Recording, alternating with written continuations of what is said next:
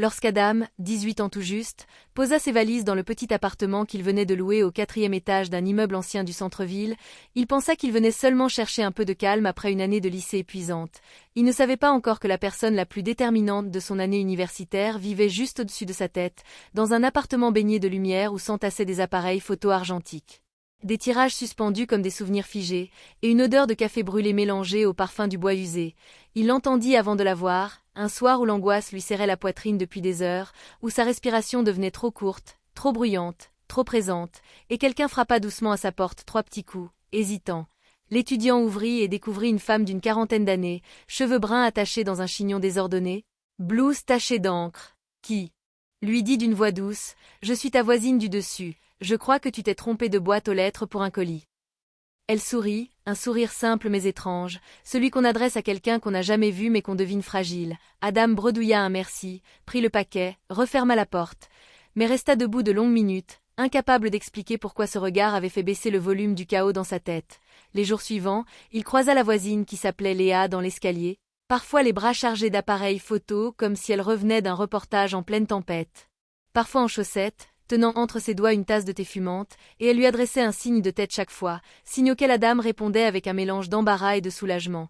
Puis vint la première nuit difficile, la vraie, celle où l'angoisse se transforma en vertige, où le plafond semblait trop proche et trop lourd, où les murs devenaient des vagues, où Adam se retrouva assis par terre dans sa cuisine, incapable d'éteindre le tremblement de ses mains.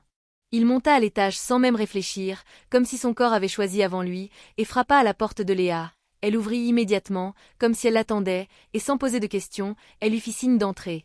L'appartement était un mélange de chaos artistique et d'ordre étrange, des photos en noir et blanc accrochées partout, des carnets ouverts au sol, un vieux tourne-disque qui jouait un morceau de piano d'une douceur irréelle. « Respire », dit-elle simplement. Comme si elle avait déjà fait ce geste 1000 fois pour des inconnus devenus proches. Elle lui servit du thé, lui laissa le canapé sans le forcer à parler, s'assit par terre en face de lui, dos contre le mur, et lui raconta, d'une voix tranquille, comment elle avait découvert la photographie à 17 ans pour combattre sa propre anxiété, comment le fait de capturer un instant l'obligeait à s'enraciner dans le présent. Comment elle avait fini par croire que chaque personne cachait en elle une histoire que quelqu'un devait entendre avant qu'elle ne se consume. Adam écoutait, surpris de se sentir soudain compris par quelqu'un qu'il connaissait à peine. Pendant des semaines, ils développèrent une sorte de rituel silencieux. Certains soirs, ils montaient quand l'angoisse devenait trop lourde, d'autres fois, c'était elle qui descendait frapper quand elle entendait ses pas trop rapides dans l'appartement. Signe qu'il tournait en rond comme un animal piégé dans sa propre tête. Elle ne cherchait pas à le sauver, ni à le réparer, elle faisait quelque chose de plus simple, et de plus rare. Elle restait. Un soir de pluie, elle lui demanda de l'accompagner dans une sortie photo nocturne.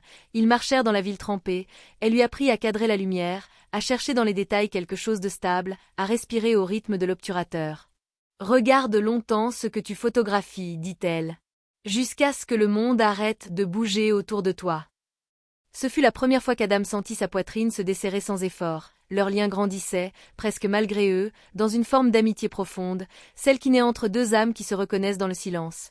Mais tout changea une nuit où l'électricité sauta dans tout l'immeuble.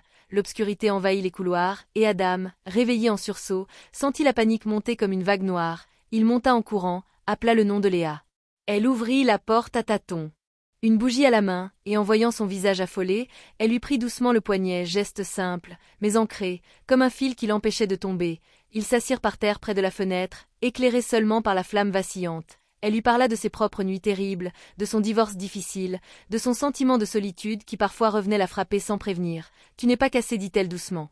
Tu es juste humain, et humain ça tremble parfois. » À cet instant, Adam comprit que leur relation n'était pas celle d'une sauveuse et d'un sauvé, mais celle de deux personnes cabossées qui avaient trouvé, par hasard, un refuge l'une dans l'autre. Et pour la première fois depuis longtemps, il se sentit moins seul dans le noir. Ce fut aussi la première fois qu'il se demanda ce que représentait vraiment cette femme pour lui, et pourquoi son absence l'inquiétait plus que tout. Au fil des jours, Léa devint un phare dans sa nouvelle vie. Et Adam un visage calme dans l'univers chaotique de Léa. Mais ni l'un ni l'autre ne remarqua vraiment que cette proximité, si naturelle au début, commençait lentement à déranger l'équilibre de leur vie respective, et que quelque chose, quelque part, menaçait déjà le fragile refuge qu'ils avaient construit. Les semaines passèrent, et Adam découvrit que plus il passait de temps auprès de Léa, plus il se sentait ancré dans une réalité moins hostile, comme si chaque discussion, chaque silence partagé, chaque tasse de thé fumante servait de point d'appui à une existence qui parfois lui échappait. Pourtant, ce nouvel équilibre n'était pas sans conséquences, car au campus, ses camarades commencèrent à remarquer qu'il disparaissait souvent après les cours, qu'il déclinait les sorties. Les soirées. Bruyantes, préférant l'appartement calme de l'étage supérieur où la lumière des lampes de Léa baignait toujours les murs d'une chaleur douce. Un soir, alors qu'il triait des photos éparpillées sur la table basse, Léa s'arrêta soudain sur un cliché. Un vieil homme assis sur un banc, regard perdu vers une mer brumeuse. Adam trouva l'image incroyable, mais elle, d'un mouvement brusque, la rangea dans une chemise avant de dire « Certains souvenirs ne sont pas faits pour être exposés ». Il comprit alors qu'elle portait en elle plus de blessures qu'elle ne le laissait paraître, et que son calme n'était pas inné, mais construit sur des années de reconstruction fragile. Un dimanche matin, elle frappa chez lui, chose rare, et lui demanda s'il voulait l'accompagner à une exposition photo en ville. Ils marchèrent sous un ciel clair, Léa parlant pour une fois d'elle-même, de son premier appareil photo, offert par un professeur au collège, de ses années à voyager dans des petits village pour photographier des artisans, de son rêve avorté de travailler pour une grande agence. Adam l'écoutait avec admiration, non pas pour ce qu'elle avait fait, mais pour la manière dont elle parlait, avec cette humble lucidité de ceux qui savent que rien ne leur était dû. À l'exposition, quelque chose changea subtilement. Plusieurs visiteurs vinrent saluer Léa, certains la connaissaient, d'autres admiraient son travail, et Adam, debout à côté d'elle, découvrit une facette plus affirmée de cette femme qu'il croyait timide. Il la vit discuter, argumenter, défendre une vision, et il ressentit une sorte de fierté silencieuse, pas une admiration naïve, mais le sentiment de voir quelqu'un reprendre sa place dans un monde qu'il avait un peu oublié. Sur le chemin du retour, Léa fut plus silencieuse, comme si la foule l'avait épuisée.